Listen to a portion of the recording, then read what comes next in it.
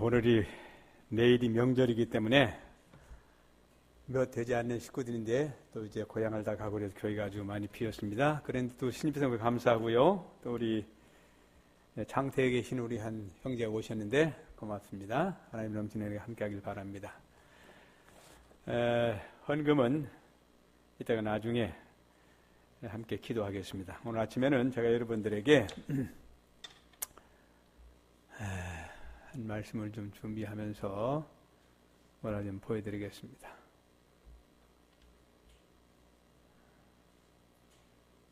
여러분, 감사할 조건들이 좀 있습니까?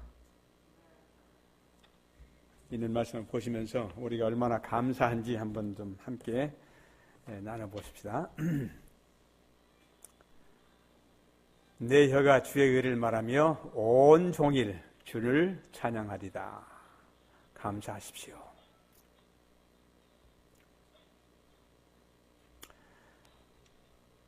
만약 그대가 오늘 아침 병상에 누워있지 않고 건강하게 일어날 수 있었다면 오늘 살아남지 못한 수백만의 사람들보다 훨씬 복받은 사람입니다.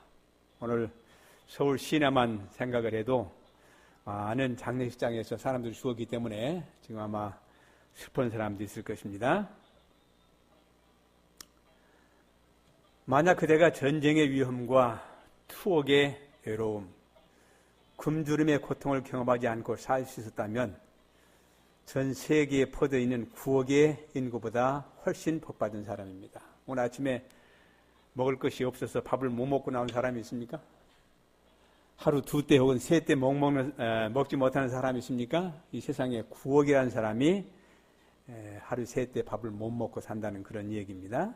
또 많은 사람들이 전쟁의 위험 속에서 살아가고 있습니다. 냉장고에 음식이 있고 옷장에 입을 옷이 있고 잠잘 때 이슬을 가를 지붕이 있는 집에서 산다면 그대는 지구상에 있는 75%의 사람보다 부자요 복받은 사람입니다. 이 세상에 지금 인구가 몇 억이라고 그래요? 몇 억이라고 지금 70억이라고 80억이라고 그래요. 60억 훨씬이라 70억이라고 하는 사람이 있는데 70억 가운데 75%는 집이 없어요. 어떻게 믿을 만한 얘기입니까? 좀 믿기가 힘들죠. 그런데 사실은 인구가 조밀한 지역이 열대 지역이 참 많습니다. 그래서 그런 지역에는 집 없이 사는 사람들이 참 많아요. 여러분들은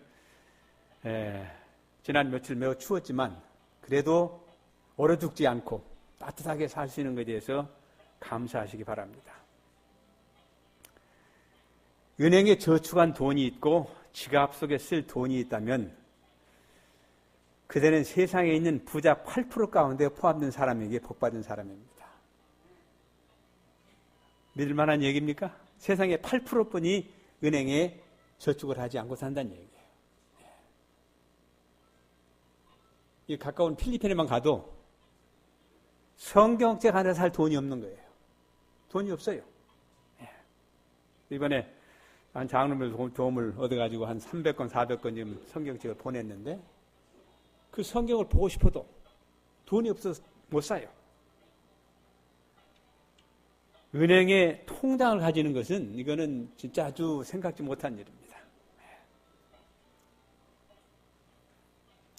만약 그대가 이 글을 읽을 수 있는 사람이라면 세상에 있는 20억이라는 글을 읽을 수 없는 사람보다 복받은 사람입니다.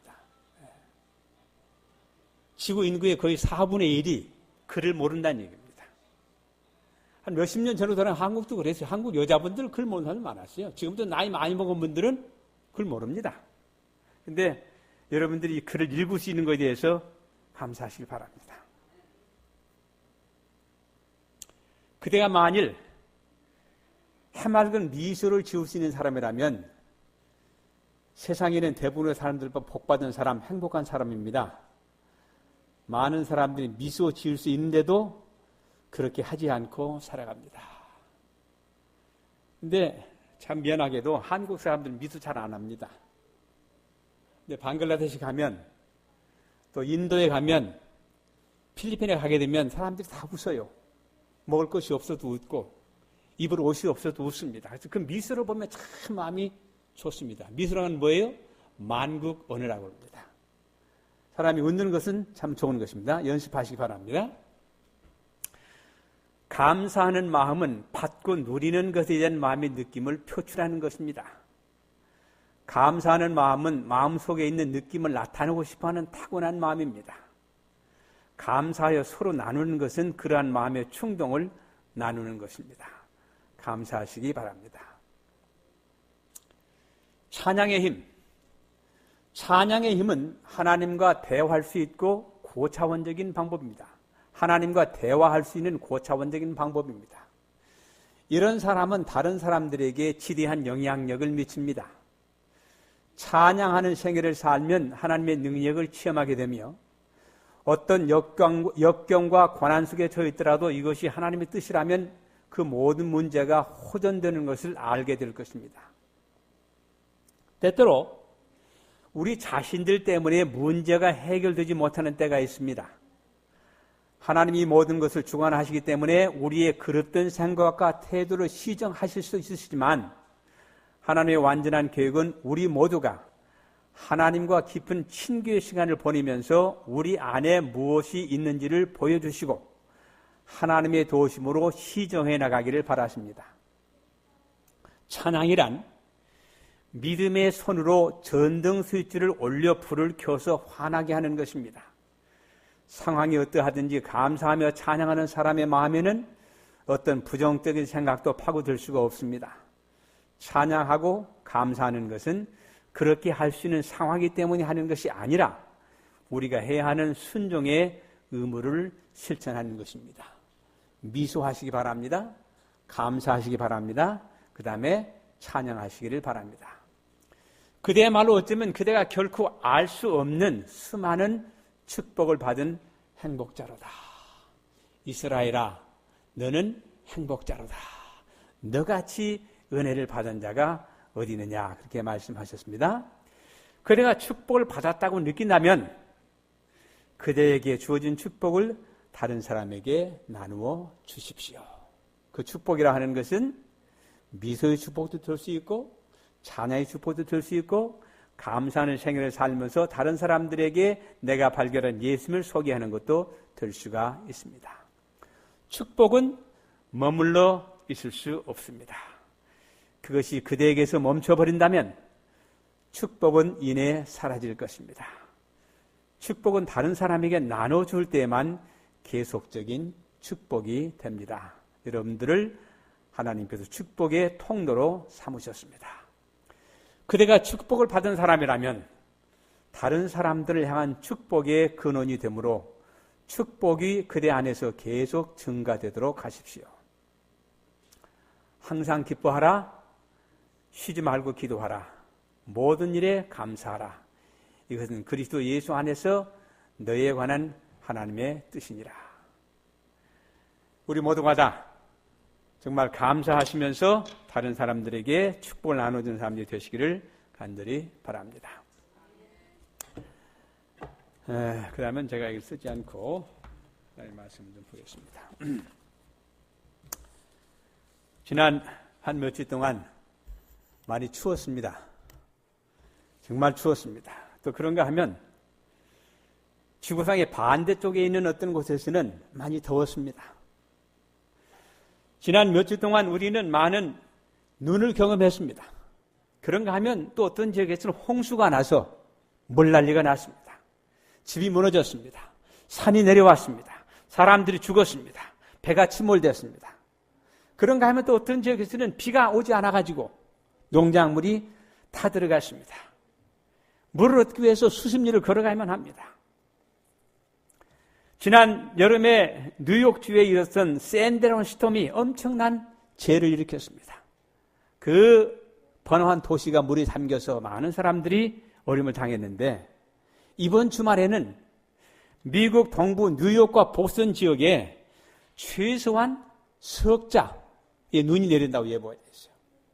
우리 한 10cm, 15cm 눈이 와도 지금 정신이 없는데 만약에 1m의 눈이 쌓인다면 어떻게 살아가겠습니까? 많은 전기가 끊어질 것이고 많은 사람들이 어려움을 당할 것입니다. 이 세상에 현재 일어나는 모든 이 자연적인 재해들을 볼 때 이상하다고 생각이 듭니다. 왜 그렇습니까? 왜 한국이 이렇게 춥습니까? 서울이 지금까지 이 기록상 이 구정 때 이렇게 추운 것은 최고로 춥다고 그래요. 많아시 17, 16도? 26도? 16도, 26도 그래요. 철은 26도 그렇습니다. 근데 왜 이렇게 춥습니까? 이 추운 원인이 뭐예요? 지구의 온난화가 돼서 왜 추워지는 겁니까? 온난화 따뜻하면 좋은데. 네. 남극과 북극에 있는 얼음이 꽉 얼어있는 것이 녹아가지고 내려오면서 그것이 찬 공기로 내려온다는 얘기입니다. 그러면 가면 갈수록 세상은 여름은 더 뜨거워질 것이고 겨울은 더 춥게 되어 있습니다. 그렇게 되면 사람들이 사는 것이 어떻게 돼요? 아주 힘들어집니다. 이런 때라 할지라도 우리는 하나님 그리고 함께 하신다는 사실을 믿고 감사하시길 바랍니다. 그 다음에 제가 오늘 고린도 10장 13절의 말씀을 중심으로 말씀을 드리겠는데 얼마 전에 제가 이런 글을 번역해 놨는데 혹시 제가 여러분들에게 소개했는지 모르겠어요. 용서와 잊어버리는 것. 용서하고 잊어버리는 것입니다. 많은 경우에 용서는 했는데 잊어버리는 한대가 들어있어요. 그렇습니까? 네. 이것이 그리스도인들로서 해야 할 일인가 하는 것입니다. 미국에 있었던 어떤 일입니다. 어느 날 저녁 예배에 마친 후 한 여인의 마음속에 하나님께 말씀하시는 음성을 듣고 주님을 받아들이기로 결심했습니다. 그리고 그가 과거의 모든 걸 정리하고 이제 교회를 나와서 예수님을 개인의 구주로 받아들이고 침례를 받았습니다.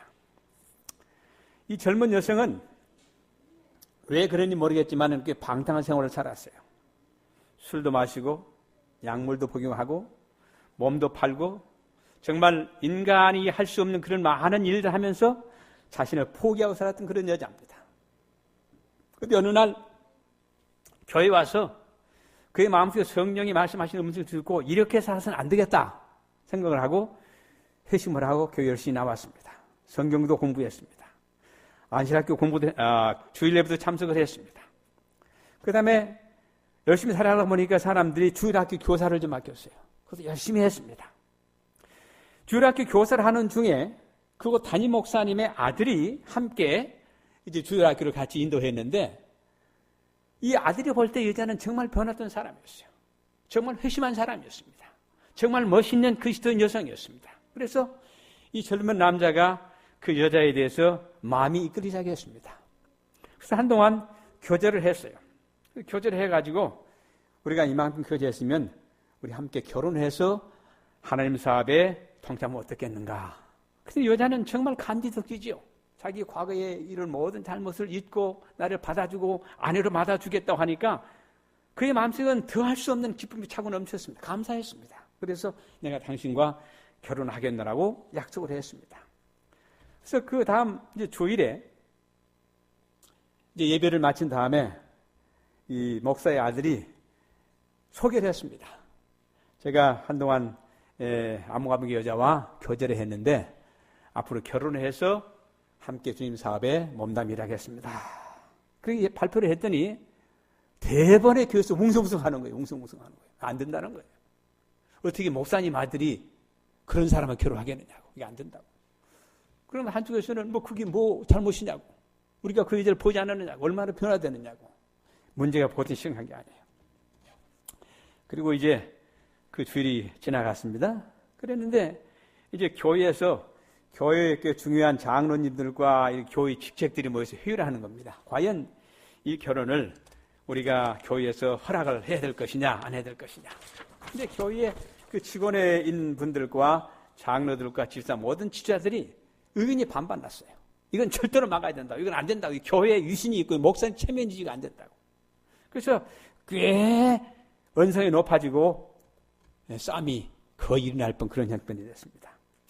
이런 상황을 알고 이 젊은 청년이 문을 쭉 열고 겉에 갔습니다. 그래서 맨 먼저 이렇게 이야기를 했습니다.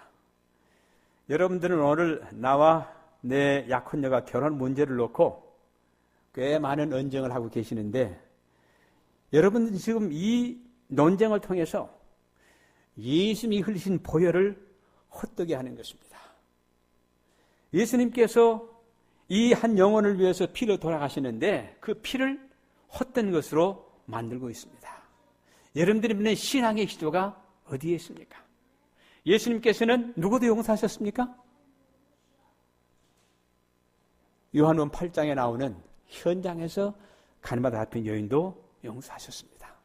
왜 여러분들은 성경에 나오는 이런 이야기를 보면서 이 여인에게 계속 꼬리표를 붙이고 이상한 눈으로 바라보십니까? 용서했으면 잊으십시다. 나는 이 여인과 결혼해서 주를 위해서 봉사하겠습니다. 이 젊은이들이 이 얘기를 하니까 그동안 이렇게 왈가왈부하던 사람들이 말할 수가 없었습니다. 왜? 당사자가 아니니까.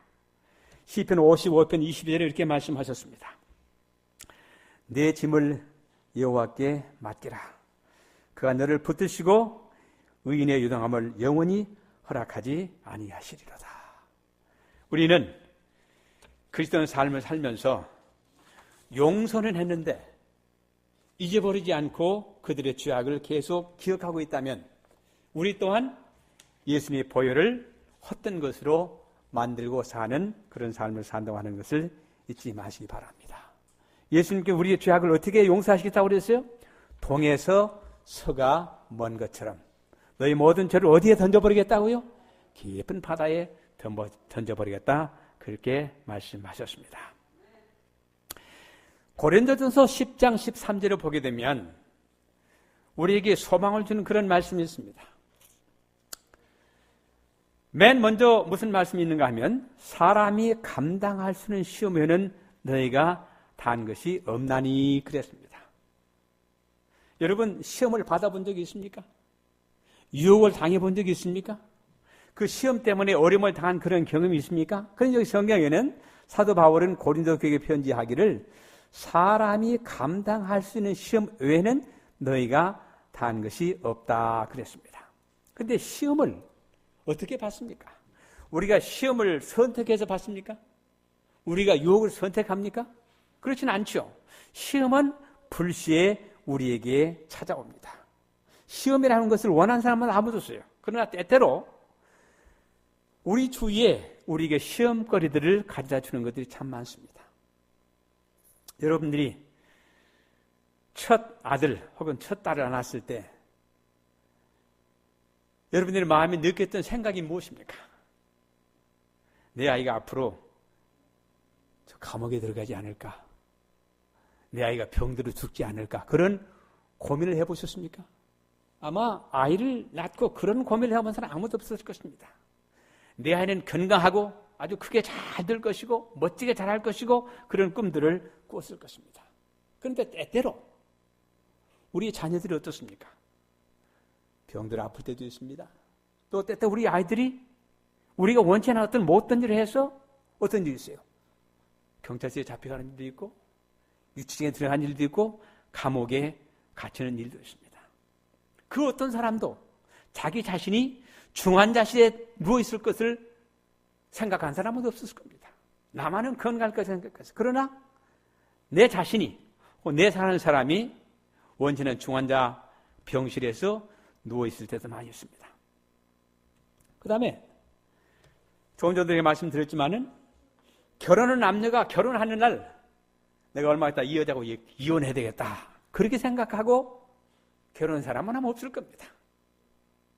그래서 우리 생각할 때 처음에 시작은 다 긍정적이고 좋은 면을 생각했는데 살다 보니까 어떤 일이 생겨요? 시험거들이 생기는 겁니다. 시험거들이 생겨요.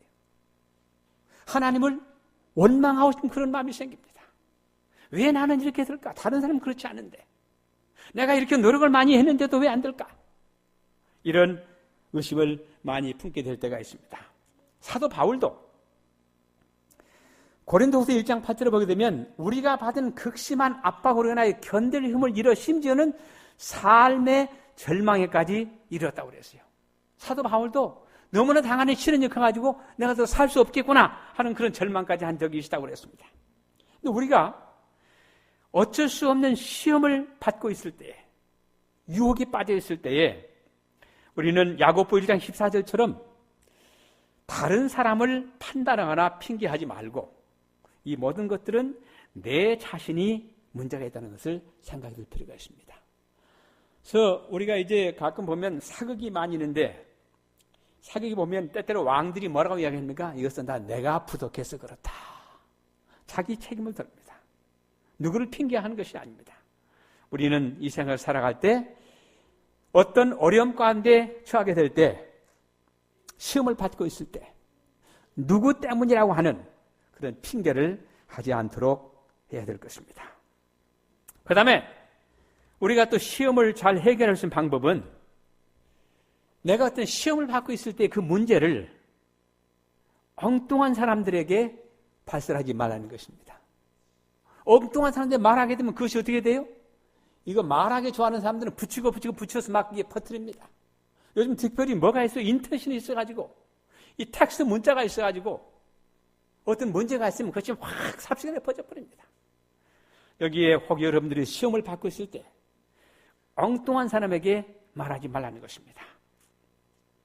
정말로 여러분들이 도움을 줄 사람이 아니라면 여러분들의 문제를 사람에게 말하는 것은 조심해야 합니다. 그러나 히브리 4장 16절을 보게 되면, 그러므로 우리가 은혜의 보좌로 담대히 나가자. 이는 우리가 자비를 얻고 필요한 때에 도우시는 은혜를 발견하기 위함이라. 우리가 당하는 문제가 어떤 것이 있든지 간에 우리는 사람에게 가져갈 것이 아니고 다른 사람들을 핑계할 것이 아니라 어디로 가야 된다고 그랬습니까? 은혜를 얻기 위해서 예수님께 나가라, 이렇게 말씀하셨습니다.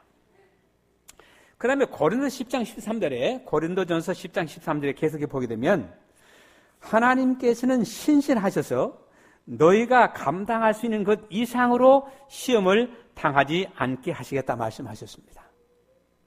여러분, 얼마 전에 이 장미란 선수가요, 장미란 선수가 뭐 했어요? 은퇴했어요. 뭐 하던 사람인데? 역도. 그 양반 참 경량한 사람이에요. 저 같은 사람 옆에 갔다가는 한번 딱 들어가지고 하게 되면 그냥 어디로 들어갈지 모르는 사람입니다. 근데 장미라고 하는 여자가 원주 사람이에요. 여기 원주 사람입니다. 그 아버지는 뭐 하는 사람이에요? 소방서 대원입니다. 소방서 일하신 분이에요. 가난한 사람입니다. 근데 이 장미라는 사람이 어렸을 때 역기를 들었을 때는 무엇부터 들었을까요? 아주 가벼운 것. 자기가 들을 수 있는 것만큼만. 그래서 그것을 들고 들어간 나중에는 아주 무거운 것까지 들어가지고 뭐가 됐어요? 올림픽에서 금메달까지 땄어요. 하물며 장미란 씨를 세계적인 올림픽 역도 선수로 훈련한 그 체육관장도 그 어린 여자아이가 들을 수 있는 만큼만 역도를 주어서 훈련시키셨는데, 하나님께서 그분의 자녀들을 훈련하시고 시험하실 때에 얼마나 정확하게 우리가 얼마만큼 견딜 수 있는가를 따져보시지 않겠습니까? 그래서 여기 뭐라고 말씀하셨어요? 하나님은 신실하시다. 성경도 보게 되면, 참여 보게 되면 신실하신 주 있죠. 오 신실하신 주. 네, 그 참 좋아합니다. 하나님은 신실하셔서, 신실하다는 말은 또 믿음직하다는 그런 말도 듭니다. 믿음직하다. 하나님 신실하셔서 우리가 당할 수 있는 시험 그 이상을 허락하지 않겠다, 그렇게 말씀하셨습니다. 고린도서 10장 11절에 두 절 앞에를 보게 되면, 이제 그들에게 일어난 이 모든 일이 본보기가 되고 또 세상의 끝날들을 당한 우리에게 훈계로 되었느니라, 기록되었느니라. 여기 10장 13절에 말씀을 하시기 이전에 그 앞에 우리 앞에 간 믿음의 너희들이 어떠한 경험을 하는지 쭉 언급하면서 이 모든 기록들은 우리에게 본보기가 되고 우리에게 교훈을 주시기 위해서 기록했다, 그렇게 말씀하셨습니다. 하나님께서 신실하시다 말씀하셨습니다. 우리가 좀 전에 불렀지만은 주 예수 반석 되시니 내 피난처가 되시네. 하늘과 땅은 없어져도 내 말은 결코 없어지지 아니하리라고 누가복음 21장 33절에 말씀하셨습니다.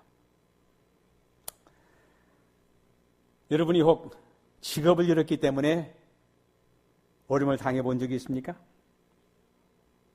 건강을 잃었기 때문에 절망한 그런 경험이 있습니까? 사랑하는 사람에게 관계가 묘하게 됐기 때문에 어쩔 줄 몰라 방황했던 그런 적이 있습니까? 그리고 그대가 절대로 믿고 있던 재산들이, 주식들이 하루아침에 사라져버렸기 때문에 어디도 어떻게 길해야 될지 모르는 그런 상황에 처해 본 적이 있습니까? 저는 뭐 돈도 없었지만 주식은 해본 적이 별로 없습니다. 한 번도 안 해봤어요. 또 뭐 노름도 해본 적이 없습니다. 뭐 가서 이렇게 하는 것도 해본 적이 없어요. 근데 제가 한번 이건 땡겨보니 이거는 우리가 여행 갔을 때 배에서 이거 하는 거 있죠, 이거 크루즈 하면 그거 한번 해본 적이 있는데 뭐 한참 일사가 한참 따기도 했는데 엄청난 것을 잃어본 적이 없습니다. 또 저는 뭐 직장 생활을 해봤다고 그래 얼마 해보지도 않았기 때문에 뭐 크게 뭐 어려움 나기 없습니다. 근데 이 세상에 사는 많은 사람들 가운데 직업을 잃었기 때문에 백수라는 사람들이 있습니다. 우리가 연속극인에 보게 되면 갑자기 직장을 잃어가지고 가족들에게는 말을 못하고 아침마다 어떻게 해요? 출근하는 것처럼 나가가지고 술 마시고 담배 피우고 저녁 늦게 들어오고 또 그렇게 하다가 이제 어떻게 돼요? 그것도 안 되니까 나가서 노숙하는 겁니다. 예. 처음엔 얼마 동안은 직장에 나가는 것처럼 왔다 갔다 해요. 하다가 돈 떨어지요? 이제 더 이상 뭐 숨길 수도 없죠? 집을 버리고 어떻게 노숙하는 겁니다.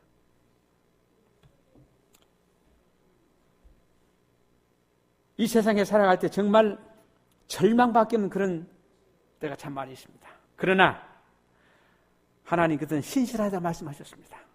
그분의 백성들을 결코 잊지 않으시겠다고 그랬어요. 분만실에서도 술수실에서도 양로원에서도 법정에서도 이혼 소송에서도 그대와 함께 하시겠다고 약속하셨습니다. 시편 27편 13절 14절 이렇게 말씀하셨어요. 살아있는 자의 땅에서 주의 선하심을 보리라고 믿지 않아했다면 내가 쇠잔에 졌으리라. 너는 주를 바라라. 담대하라. 그리하면 그가 내 마음에 힘을 주시리라. 내가 말하노니 주를 바라라. 우리 모두가 다 주를 앙무하시는 그런 사람들이 되시기를 바랍니다. 저는 여러분의 문제를 모릅니다. 또 여러분들도 제 문제를 모릅니다. 우리는 사람들의 문제를 모르지만 우리 하나님께서는 우리에게 신실하시겠다고 약속하셨습니다. 우리에게 말씀하시는 뭐라고요? 너는 주를 바라라. 그렇게 말씀하셨습니다. 사람을 의존하지 말라 그렇게 말씀하셨습니다.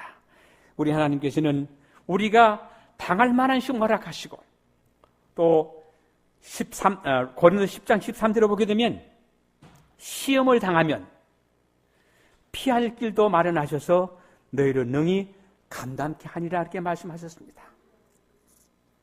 한국에 사는 사람들은 군대를 가야 합니다. 그렇습니까? 네, 군대를 가게 되면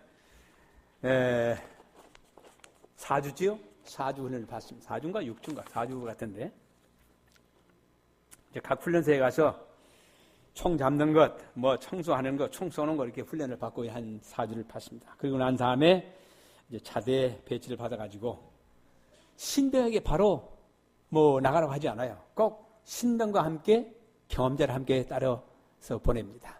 우리 한국에서도 요즘도 꽤 그런 일을 많이 하지만 우리 교회에서도 뭘 하는가 하면 가끔 문서전도회를 훈련합니다. 문서전도 해보셨습니까? 네, 문서전도 하게 되면 처음에 가서 이제 얼마 동안 문서전도 훈련을 받습니다. 그러고 난 다음에는 경험 있는 문서전도사 함께 연습을 갑니다. 실습을 나가요. 그래서 가서 문을 두드리고 사람들 만나서 어떻게 인사하고 어떻게 소개를 하고 어떻게 책을 파는 거 소개를 합니다. 그래서 얼마 동안 훈련을 시킵니다.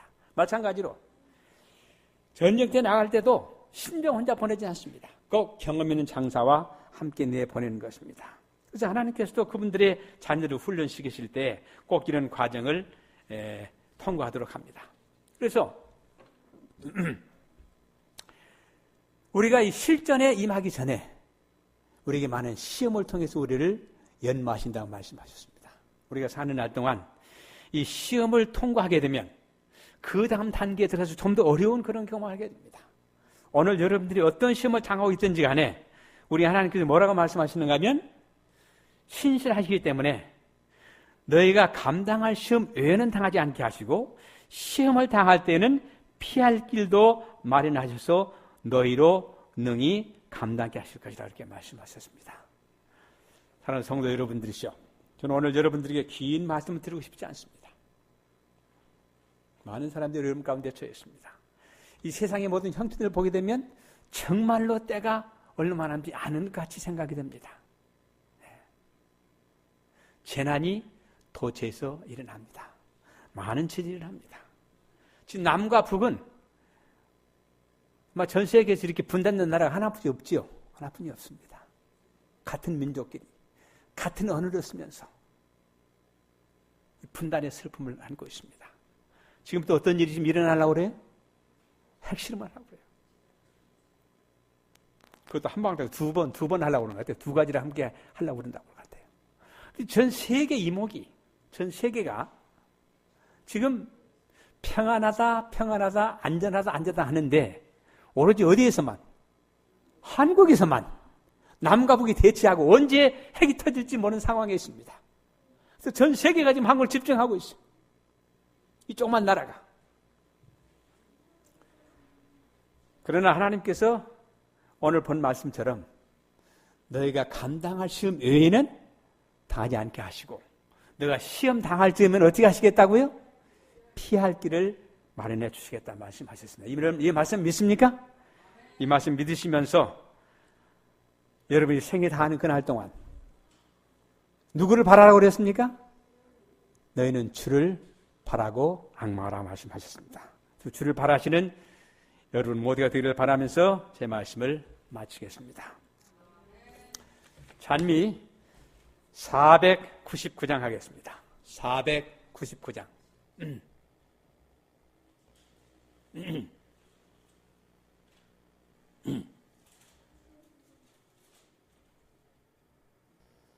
주께서 나와 함께하네.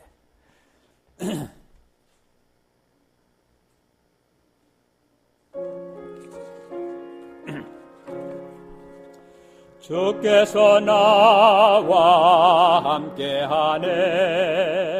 넘어질 때와 두려울 때 날 도와주며 위로하네. 꼭 필요할 때에 주 함께 하시네.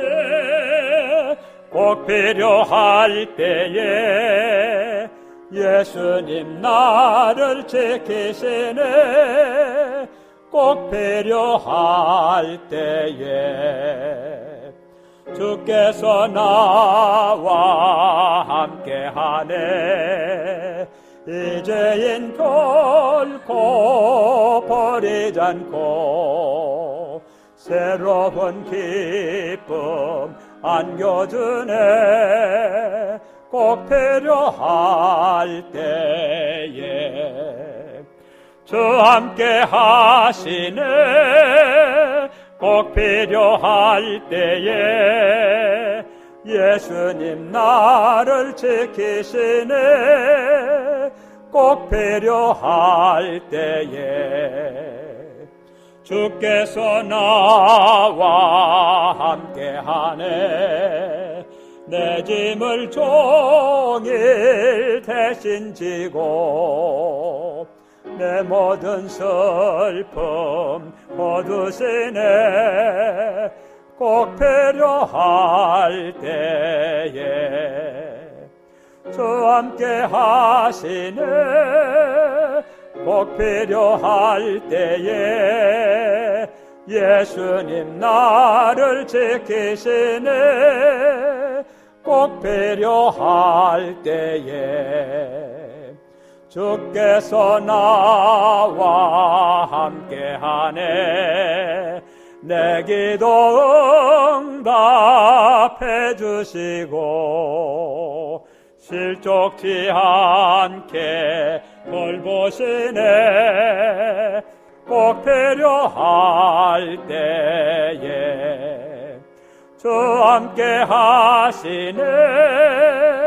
꼭 필요할 때에 예수님 나를 지키시네. 꼭 배려할 때에. 기도하시겠습니다.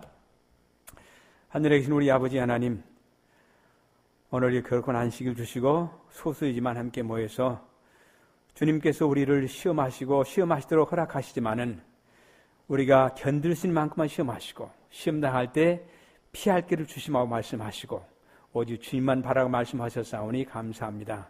우리 각자가 당하는 시험이 어떤 것이든지 간에 달게 받을 수 있도록 도와주시고 주를 악망으로 바라보므로 시험에서 승리할 수 있도록 도와주시옵소서. 우리가 사는 날 동안 여러 어려움이 있겠지만은 그 모든 어려움과 환난 속에서도 주님이 신실하게 우리 곁에 계심을 믿고 감사하면서 찬양할 수 있도록 도와주시옵소서. 오늘 교회에 올 때 우리가 빈수로 오지 아니하고 우리에게 주신 수입의 11조와 헌금을 가지고 나왔습니다. 이 헌금을 받아주시고 주의 사업에 거룩하게 쓰이도록 도와주시고 우리가 사는 날 동안 경제적으로 어려움 당하지 않도록 도와주시옵소서. 여기에 머릿속에 기도한 당신의 종들을 주님 오시는 그날까지 건강하도록 지켜주시고 모든 위험과 사고에서 지켜 보여주시기를 바라옵고 예수님의 이름으로 기도드리옵나이다. 아멘.